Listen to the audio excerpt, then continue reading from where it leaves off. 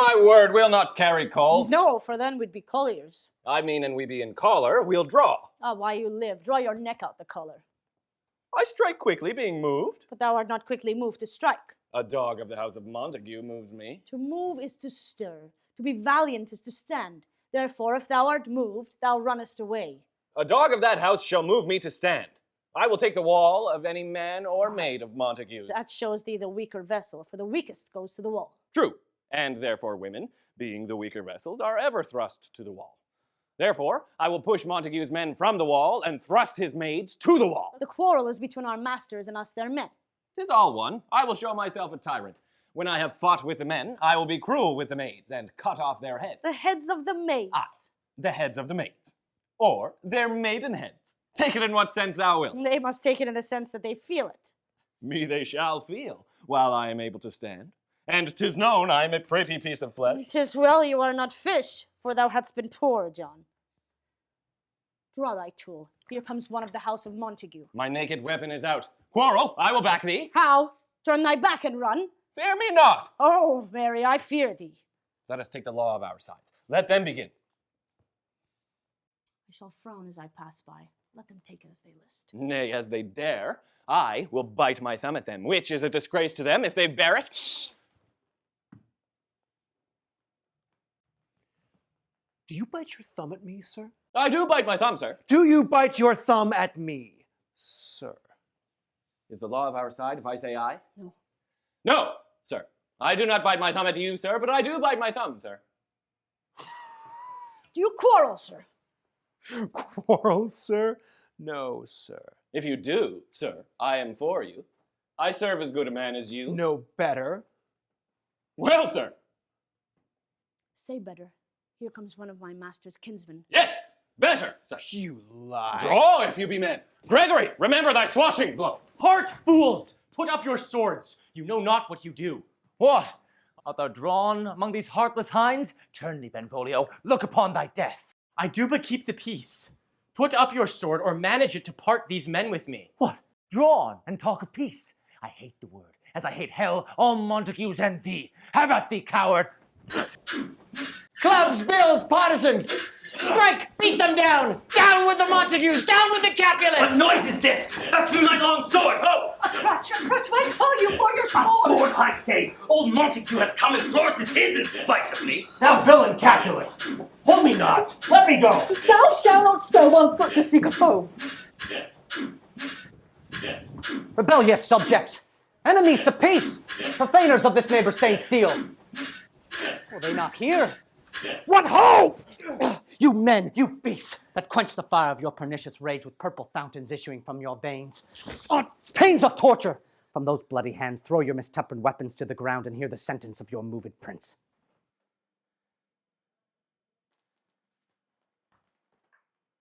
3 civil brawls, bred of an airy word, by thee, old Capulet and Montague, have thrice disturbed the quiet of our streets, and made Verona's ancient citizens cast by their grave beseeming ornaments to wield old partisans, in hands as old, cankered with peace, to part your cankered hate.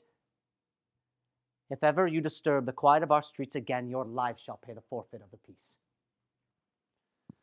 For this time, all the rest depart away. You, Capulet, shall go along with me. And Montague, come you this afternoon to know our further pleasure in this case. To old Freetown, our common judgment place. Once more, on pain of death, all men depart. Who set this ancient quarrel new abroach? Speak, nephew. Were you by when it began? Here were the servants of your adversary, and yours, close fighting, ere I did approach. I drew to part them. In the instant came the fiery Tybalt with his sword prepared, which as he breathed defiance to my ears, he swung about his head and cut the winds, who nothing hurt withal hissed him in scorn. While we were interchanging thrusts and blows, came more, and fought on part and part, till the prince came who parted either part. Oh, where is Romeo? Saw you him today? Right glad I am he was not at this fray. Madam, an hour before the worshipped sun peered forth the golden window of the east, a troubled mind drove me to walk abroad, where, under the grove of sycamore that westward rooteth the city's side, so early walking did I see your son.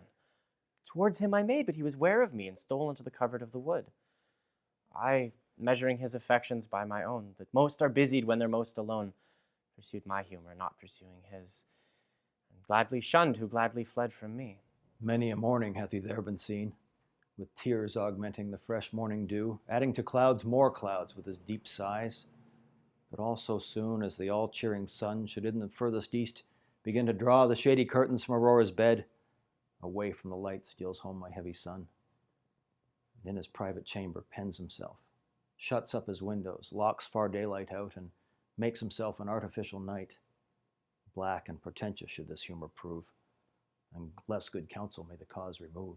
My noble uncle, do you know the cause? I neither know it nor can learn of it, Have you importuned him by any means? both by myself and many other friends, but he, his own affection's counselor, is to himself, I will not say how true, but to himself so secret and so close, so far from sounding in discovery, as is the bud bit by an envious worm, ere he can spread his sweet leaves into the air, or dedicate his beauty to the sun.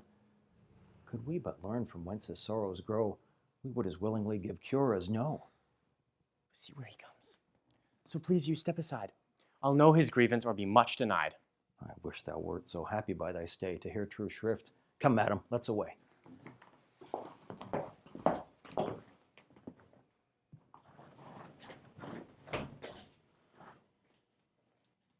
Good morrow, cousin.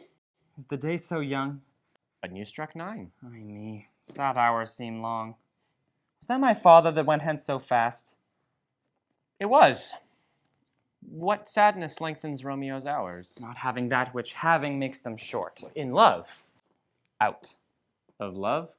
Out of her favor where I am in love. Alas, that love, so gentle in his view, should be so rough and tyrannous in proof. Alas, that love whose view is muffled still should without eyes see pathways to his will. Where shall we dine? Ay me, what fray was here? Yet tell me not, for I have heard it all. Here's much to do with hate, but more with love. Why then, O brawling love, O loving hate, O anything of nothing first create?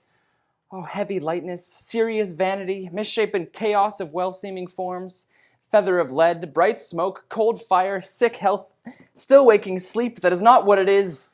This love feel I, that feel no love in this. Dost thou not laugh? No, cuz, I rather weep. Good heart, at what? At thy good heart's oppression. Why? Such is love's transgression. Griefs of mine own lie heavy in my breast, which thou wilt propagate to have it pressed with more of thine. This love that thou hast shown doth add more grief to too much of mine own. Love is a smoke raised with the fume of sighs. Being purged, a fire sparkling in lovers' eyes. Being vexed, a sea nourished with lovers' tears. What is it else? A madness most discreet, a choking gall, and a preserving sweet. Farewell, my cousin. Soft, I will go along. And if you leave me so, you do me wrong. Tut, I have lost myself. I am not here. This is not Romeo. He's some other where. Tell me in sadness, who is that you love? What, shall I groan and tell thee? Groan? Why, no. But sadly, tell me who. Bid a sick man in sadness make his will. Ah, word ill urged to one so ill. In sadness, cousin, I do love a woman. I aimed so near when I supposed you loved. A right good markman, and she's fair, I love. A right fair mark, fair cuz, is soonest hit. Well, in that hit you miss. Shall not be hit with Cupid's arrow. She hath Diane's wit, and in strong proof of chastity well armed. From love's weak childish bow she lives unharmed. She will not stay the siege of loving terms, nor bide the encounter of assailing eyes, nor ope her lap to saint-seducing gold. Oh, she is rich in beauty, only poor, that when she dies, with beauty dies her store. Then she hath sworn that she will still live chaste. She has, and in that sparing makes huge waste. For beauty cut off with her severity cuts beauty off from all posterity. She is too wise, too fair, wisely too fair, to merit bliss by making me despair. She hath forsworn to love, and in that vow do I live dead that lives to tell it now. Be ruled by me. Forget to think of her. Oh, teach me how I should forget to think. By giving liberty unto thine eyes. Examine other beauties. 'Tis the way to call hers exquisite and question more. These happy masks that kiss fair ladies' brows, being black, put us in mind they hide the fair. He that is struck and blind cannot forget the precious treasure of his eyesight lost. Show me a mistress who is passing fair. What doth her beauty serve, but as a note where I may read who passed that passing fair? Farewell, thou canst not teach me to forget. I'll pay that doctrine or else die in debt.